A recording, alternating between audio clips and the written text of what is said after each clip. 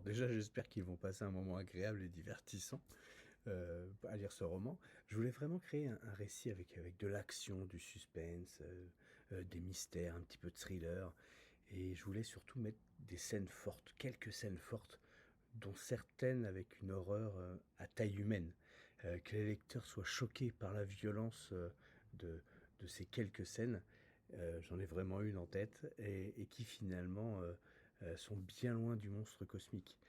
L'horreur est bien humaine, peu importe la raison, sous-jacente, à celle-ci. Je voulais vraiment, que chaque page, chaque chapitre, rende le livre un petit peu plus difficile à lâcher, en fait. Alors j'espère que ça sera le cas, pour une majorité de lecteurs et que ce qu'ils retiendront, c'était, que ce livre était une aventure qui méritait, d'être lue.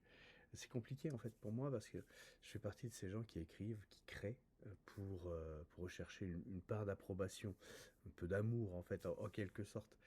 Tout en réalisant, en fait, que je peux pas forcer les gens, à aimer ce que je fais, malgré, l'intention que j'y mets, malgré le travail que je fournis. C'est un constat terrible, en fait, mais que je dois accepter, dans la douleur, mais que je dois accepter. Donc si les lecteurs retiennent aussi que, j'y ai mis tout mon cœur pour leur proposer quelque chose de bien, sans prétention aucune, aucune, aucun autre objectif que de leur faire vivre un voyage agréable, aussi terrifiant soit-il, déjà je serais content si effectivement ça, c'est retenu de mon livre. Et puis, s'il y a aussi pour quelques lecteurs qui retiennent le thème sous-jacent de la réflexion sur notre propre humanité, sur les frontières floues entre le bien et le mal, et qui trouvent ça intéressant, alors ça c'est pas le but premier du livre, hein, on est d'accord, hein.